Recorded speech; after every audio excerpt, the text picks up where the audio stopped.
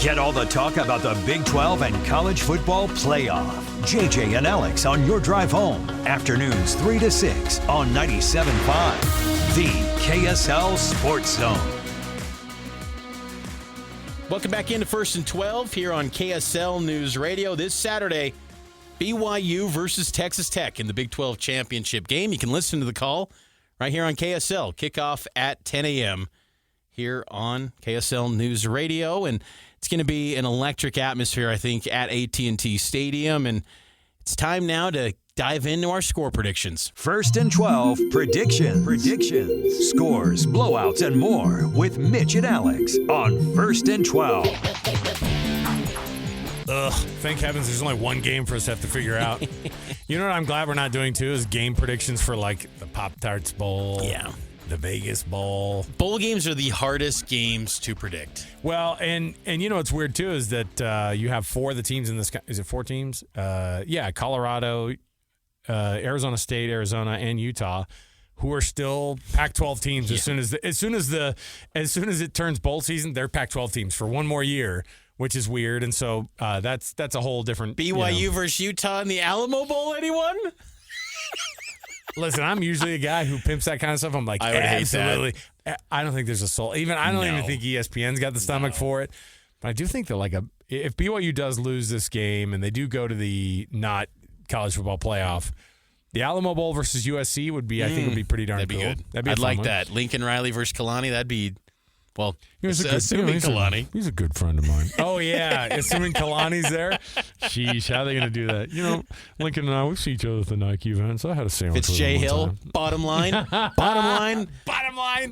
This USC team's tough, physical. Bottom line, it's going to be a good game. Hey, honestly, these are the funny weeks for us because I've gotten dozens of text messages from people who I haven't heard from in a long time. Oh, my goodness. Right? Is that kind of yes. People coming out of the woodwork going, I'm okay with it. It's fine. But seriously, what do you think? I mean, you see all the rumors, Mitch. But what do you think, dude? Go understand. I had a guy at Costco talking to me about it.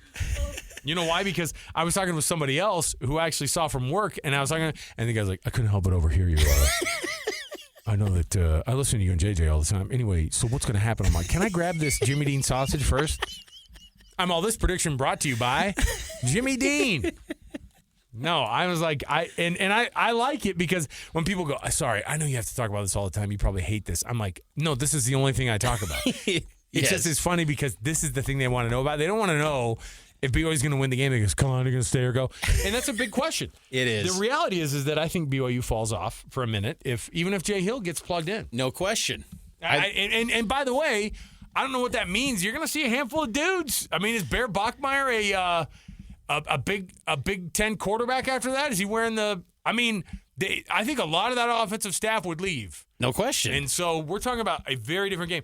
If the Kalani news hits, the Big 12 game the championship game could take a very, very dark turn because you don't keep him. No longer in this day and age. Like if you're gone, you're gone. You cannot. You can't do the whole Bronco thing where.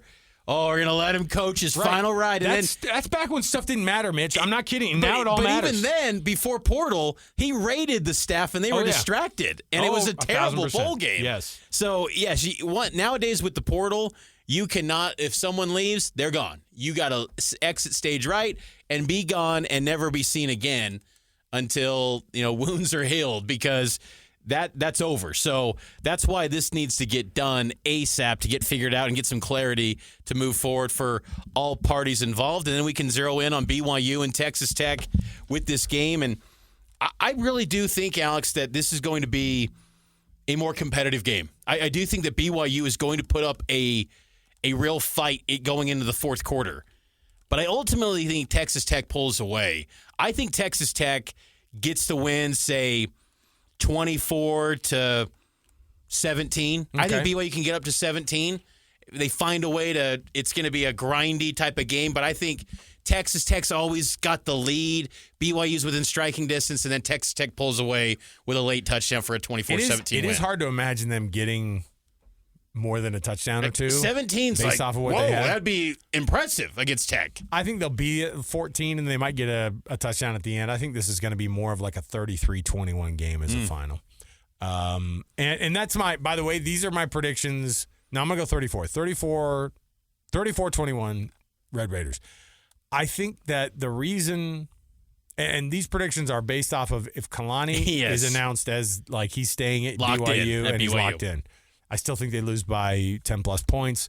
And I think that it's a great sign to be that improvement that they made from last year to this year. It's unfortunate because I think they could compete in the college football playoff, and it's tough because they were on the edge last year. They performed 20% better this year, and they still will be left on the outside, and that's a bummer. So that needs to get fixed. But that's where I'm at with this one. Texas Tech, absolutely historic team, and I think they cap off what's a historic year. I was looking this up, Alex. The last time Texas Tech won an outright conference title, 1955.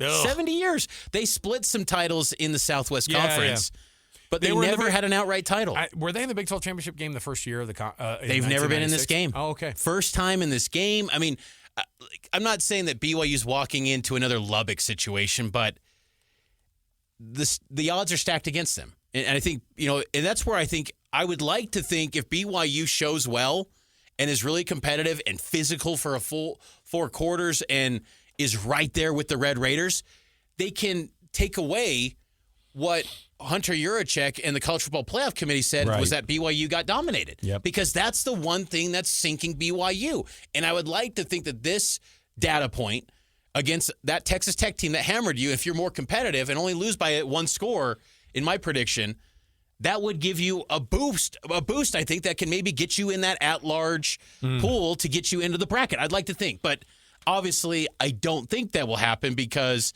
like you and many others, BYU sadly has to win. And then they'll be framed as a 12-1 conference champ in the Big 12 if they do win as a bid thief. That is insane. That's no, crazy. that's what they're one of the best teams in college football if they take down Texas Tech and win. But ultimately, I think Texas Tech comes out on top, caps off a memorable year, and the Red Raiders go into the playoff. And I think they're going to do damage in the playoffs as well.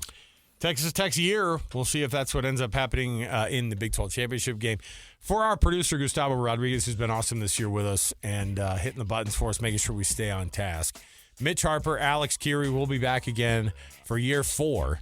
That's coming up next fall, hopefully on August 23rd, when Joey McGuire's calendar is adopted by the rest of college football. We can only hope. All right, for Mitch, for Gustavo, myself, Alex Kirry, will be back again next year, everybody. You can always stay dialed in right here on KSL News Radio for anything BYU sports related. We'll see you then, everybody.